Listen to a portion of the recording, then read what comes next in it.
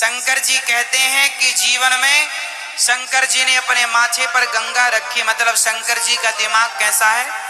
ठंडा। शंकर जी कहते हैं काम कितना भी करो पर हमेशा दिमाग को ठंडा रखना चाहिए। ठंडे दिमाग में सही निर्णय होते हैं, सही थॉट आते हैं, सही विचारों का जन्म होता है। यदि दिमाग गर्म है तो अच्छे विचार नहीं आएंगे। अच्छे विचार आने के लिए दिमाग का क्या होना चाहिए? और डबल ठंडा, ठंडी चांद चंद्रमा भी रखी है शंकर जी। एक काम ना करे तो दूसरी जिंदाबाद। शंकर जी के गले में सांप क्यों लटके हैं बताइए जरा मेरी मां। आपने तो सोने का हार पहना है, शंकर जी ने सांप पहने हैं। बताओ शंकर जी के गले में सर्पों की माला क्यों है? सांप क्यों पहनते? सांप भी कोई पहनने की चीज है? आप बताओ क्या मैसेज है उसके पीछे का उद्देश्य? क्या सिखाना है? आप बताओ भैया, बताइए, आप बताइए, आपसे पूछ रहे हैं। शंकर जी सांप क्यों पहनते हैं गले में? गले में सर्पों की माला क्यों?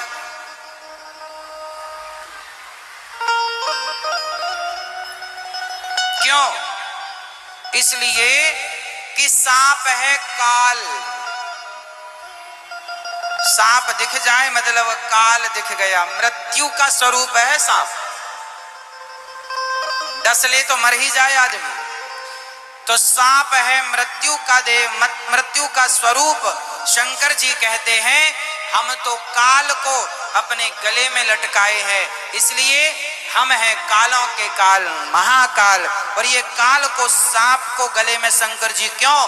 शंकर जी कहते हैं कि मेरे हृदय में राम बसते हैं, सदा वसंतम हृदयारविंदे भवम भवानी। जिनके हृदय में भगवान राम होते हैं वो काल से डरते नहीं, वो काल को भी सिंगार बना लेते हैं, अपना आभूषण बना लेते हैं। तो शंकर जी किसको धारण करते हैं? भगवान राम को। भगवान के उपासक हैं, भगवान के सबसे बड़े भक्त शंकर जी हैं। वैष्णवानाम यथा शंभु। तो जो भगवान का भक्त है वो काल को भी अपने वश में कर लेता है। ये मैसेज। शंकर जी बैल पर क्यों चलते हैं? क्या मतलब है इसका? मैया शंकर जी के पास कौन सी गाड़ी है?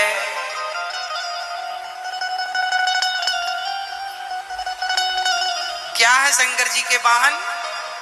आपके पास मर्सिडीज है, आपके पास ये गाड़ी है, वो गाड़ी BMW है, फला है, ढिमका है, पर आपके भोलेनाथ भगवान शिव, हम सबके भगवान शंकर जी बैल पर, नंदी पर चलते हैं। इसका तात्पर्य क्या है? मैसेज क्या है?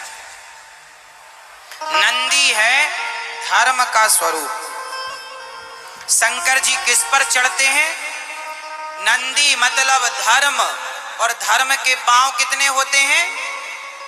4। धर्म के 4 चरण कौन कौन से हैं बताओ जरा मेरी मां। लो सोचो, ये नहीं पता तो क्या है? वेश है ये। धर्म के चरण कितने, कौन कौन से? धर्म के 4 चरण होते हैं, सत्य, दया, दान और तप। धर्म के कितने चरण होते हैं? बैल के कितने पांव? 4। इसलिए आपने शंकर जी के मंदिर में एक चीज नोटिस की होगी, नंदी जहां बैठते हैं तो बताओ नंदी के कितने पांव दिखते हैं और कितने नहीं दिखते? शंकर जी के मंदिर में आपने नंदी पर गौर किया? कितने पांव दिखते हैं और कितने नहीं दिखते बताओ? ओ मेरी प्यारी मां, कितने पांव? शंकर जी के मंदिर में जो नंदी होते हैं कभी गौर से देखना तो एक पांव बाहर की तरफ होता है, एक पांव ही, बाकी 3 पांव अंदर होते हैं। 3 पांव नहीं दिखते, मुड़े हुए हैं पूरा, बैठे हुए, एक पांव आगे। तो जब भी कोई नंदी बैठता है तो चारों पांव भीतर होते हैं, पर नंदी जी का एक पांव बाहर है। इसका क्या अर्थ है? और हर मंदिर में जितने भी शंकर जी के मंदिर हैं और अनादि काल से शंकर जी के मंदिर में जो नंदी है वो सारे नंदी एक से ही हैं, सबके एक पांव बाहर है, 3 पांव भीतर है। क्या मैसेज है? क्योंकि ये कलयुग है।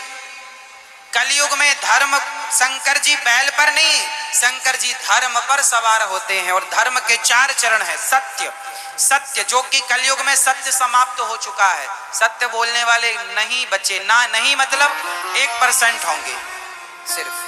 कहां बचे वो? हरिश्चंद्र। तो सत्य नष्ट हो गया। सत्य, दया, दया भी चली गई, इसलिए सारे पांव अंदर है। सत्य, दया और तप। तपस्या कौन कर रहा है आज के युग में? एक बचा दान। केवल दान के बल पर ये आज कलयुग में कुछ धर्म कर्म दिखाई पड़ रहा है। इसलिए नंदी का जो एक पांव बाहर है वो ये प्रतीक है कि कलयुग में धर्म के 4 चरण में से 3 पांव टूट गए, एक पांव के बल पर नंदी खड़े हैं, अर्थात धर्म एक चरण पर खड़ा है। ये न केन विधि देने दान करे कल्याण। केवल दान के बल पर ये धर्म आज टिका हुआ।